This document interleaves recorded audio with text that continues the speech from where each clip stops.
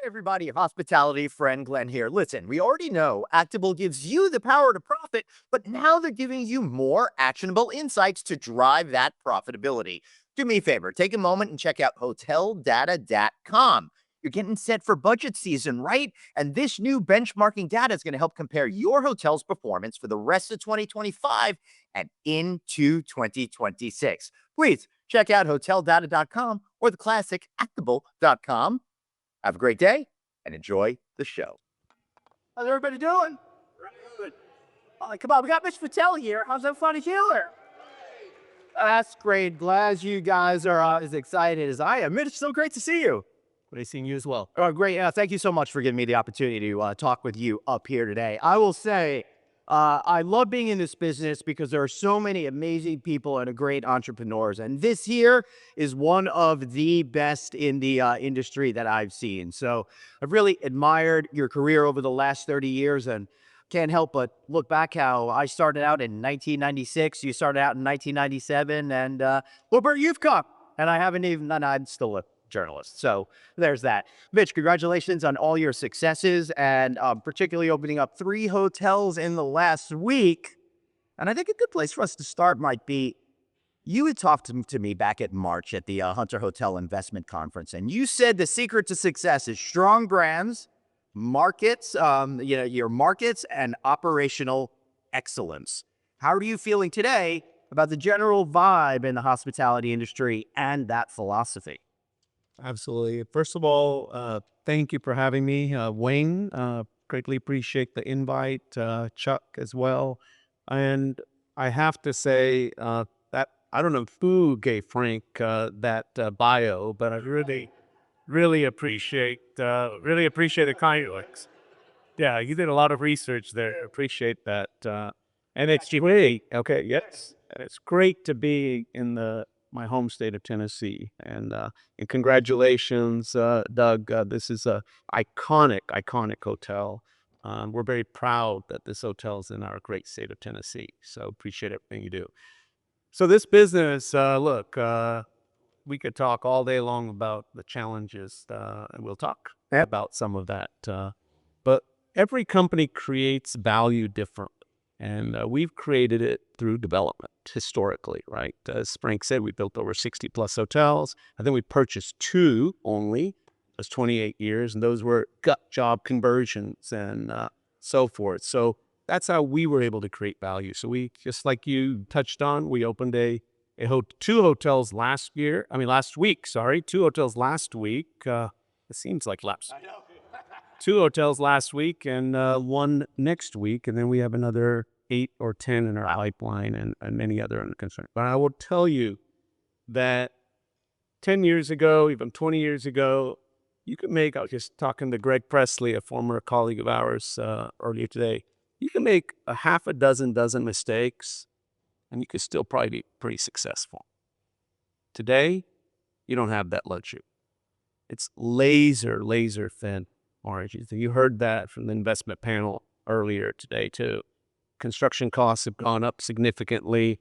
Operating costs have gone up significantly, but our RevPAR hasn't kept up with it. So deals, even though we're pretty savvy developers, they are very difficult to pencil. So, but we'll see. Yeah, that goes. Well, I'd like to go back to 1997. How did you get together that $3,000 and what did you do with it to get started? And really, I'm looking for advice over here. Sure. Frank told a little bit about the story, right? So it's a very capital-intensive business. If you are on the ownership side, it's particularly on the development side where you have to raise capital and then convince a lender to give you the rest of the funds. So $3,000 isn't a lot, but when you're 26 years old, I mean, I felt like that was a lot of money. Yeah. But that was my 401k working for the engineering company that I was working for. And so I remember, I think it was a little bit more than that, but I had to write a penalty to cash out at $3,000. And I had to raise significantly more than that from my share of the equity. So I convinced, can't tell you how many people I called to borrow $3,000, $5,000, $7,000 just for my share of the equity. By the way, I did not get any sweat equity. I did not have a salary. My salary kicked in the day the hotel opened because I was the opening general manager. I learned about all the pre-opening. I've learned that later on. Yeah. And I convinced the bank to fund the project, signed a document called a personal guarantee, but I didn't know what that was. They could take my $3,000. That's all. Yeah, without you is what he says. But you know, it was no question a big challenge. You know, I remember it was a Homewood Suites. Most people never even heard of the brand back then. Yep. And pre-opening marketing and all that, didn't really understand that. First month, 10% occupancy. And it was May, not December. Oof. Second month, 15% occupancy. Hey, 50%, right? Yeah, that's not bad percentage-wise. I thought, wow, did I make the right decision? Right. Here, as an engineer, nothing is guaranteed, but every 2 weeks I was getting a paycheck, right? So let me ask you, you say you made the right decision. I think every entrepreneur has to grapple with whether or not they made the right decision. How did you convince yourself that you were on the right path forward? Yeah, look, I don't think I convinced myself. My parents were saying you're making the wrong decision. You study. So that probably helped you. Yeah, probably did. You know, look, you study engineering. They help you through college. You know, you've got your master's in it. You're working down in Atlanta. I guess that can be the American dream, right? But I didn't, and we've talked about this. Here's the thing. I didn't love what I was doing. I didn't have a passion for it. And here's the thing, if there's some young adults in the audience, you know, if you constantly are looking at your watch, Yep. you're probably not in the right field. And so I couldn't wait till lunchtime. I couldn't wait till 5 o'clock to get home. I hated Sunday nights because you know what you have to do Monday morning. And by the way, I had to go to work Monday morning and fight the traffic I'm supposed to fix. And, you know, that's no way to live a life. And I was talking to my parents, and my parents would say, you know what? You gotta just work hard. Life's not easy. I said, there has to be more than that. And today, right, I'm so glad that I found my passion where I never expected to. And when you have a passion for something, a true, deep passion for something, it's not work, right?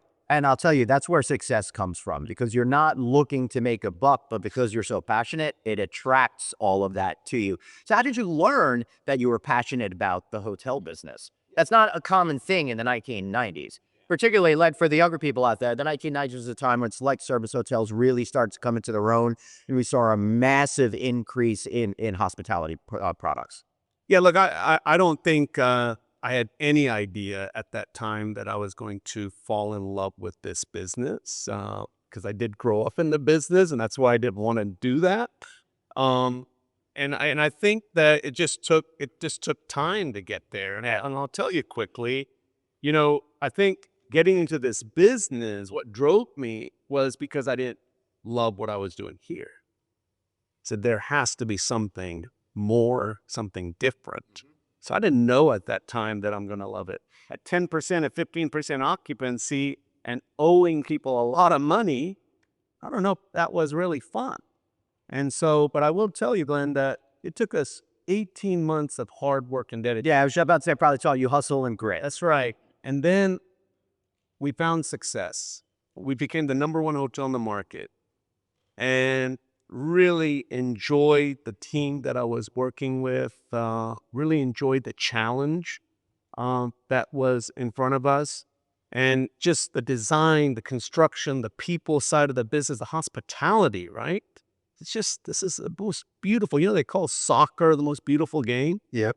I always say this is the most beautiful business, right? It truly is. Yeah. And I found my passion for it. And I thought that, you know, people ask, well, what got you to the second or third at that time? Yeah, this would be my next question. Okay, go ahead. So what's good? How did you get to the second hotel? At what point did you realize this is my fate, this is my destiny, I'm all in? Sure. And so 18 months of opening this hotel, we found success, right? And then continued to manage it as a general manager. Then there came an opportunity 3 years later, actually, to do a hotel in Nashville.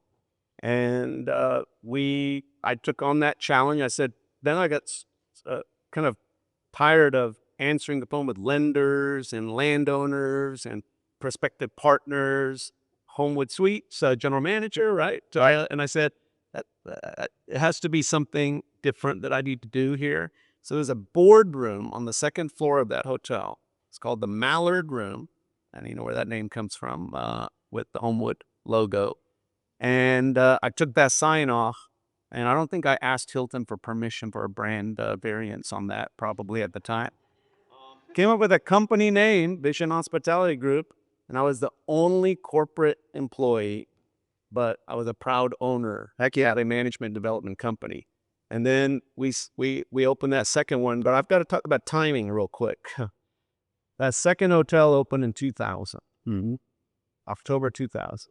And we didn't, it was a struggle. And it was at the airport market in Nashville. The third hotel, Hilton Garden Inn in Chattanooga downtown, opened October 11th, 2001. So that 10% looked good back in the day. Yes. So there are many, many moments